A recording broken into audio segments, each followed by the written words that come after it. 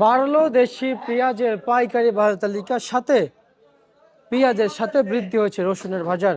কিন্তু বর্তমান মার্কেটে কেন এভাবে দেশি পেঁয়াজের বাজার বৃদ্ধি হয়েছে সেটাই তো সকলের প্রশ্ন রয়ে গেছে।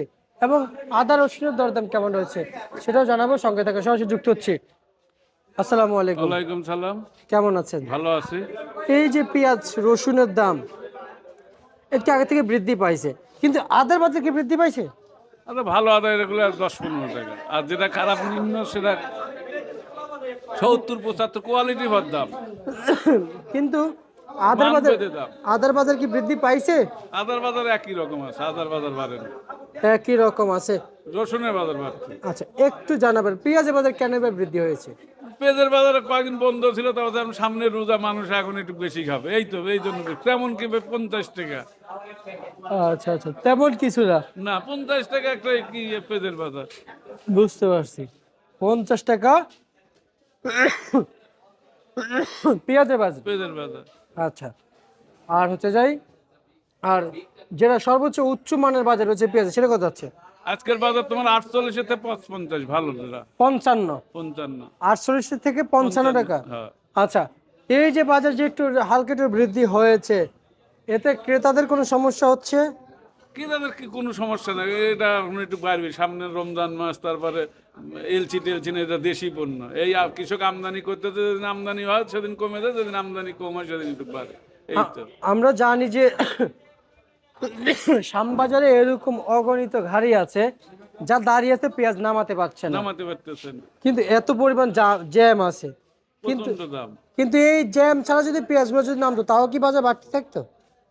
তখন এইরকমই থাকতো, বাজার কমতো না, বাজার বাড়তো। বাড়তো না, এইরকমই থাকতো, আচ্ছা আচ্ছা বা আচ্ছা, বাড়তো না। বুঝতে পারছি। এবং সামনে কি আর একটু বাড়বে সম্ভাবনা আছে? আর বাড়বে না, এখন তো সামনে একদিন পর রোজায় যা বাড়ার হয়ে গেছে, আর বাড়বে না, এখন আর বাড়বে না, এখনো বাজার আর বাড়বে? বাড়বে না।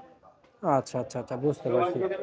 আমরা এই যে পেঁয়াজ দেখতে পাচ্ছি, এই পেঁয়াজের সাথে কিন্তু এই যে আদা, এটা কত বিক্রি চলছে? এটা 113-15।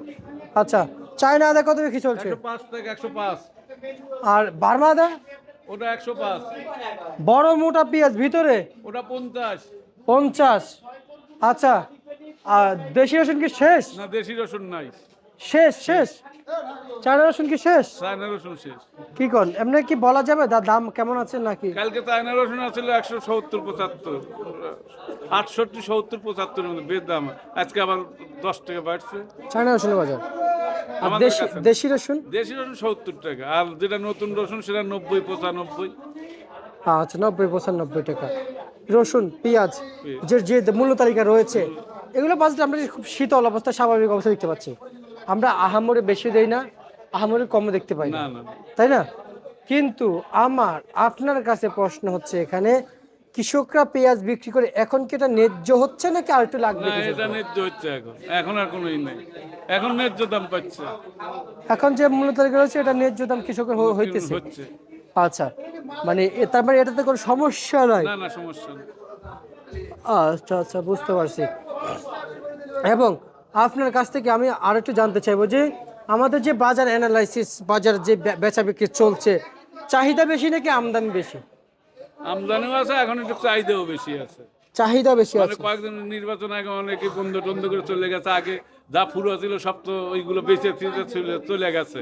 এখন এসে আবার চালু করলে, একজনের আগে 5 বস্তা সবসময় স্টকে থাকতো, ওটা তার স্টকে নাই। এখন যারা সবাই 10 বস্তা দরকার, সে 15 বস্তা নিচ্ছে। আচ্ছা, মানে যে স্টক যেটা খালি ছিল তারা সেটা এখন পূরণ করতেছে। পূরণ করতেছে। আচ্ছা আচ্ছা, বুঝতে পারছি। ঠিক আছে, আপনাকে অসংখ্য অসংখ্য ধন্যবাদ।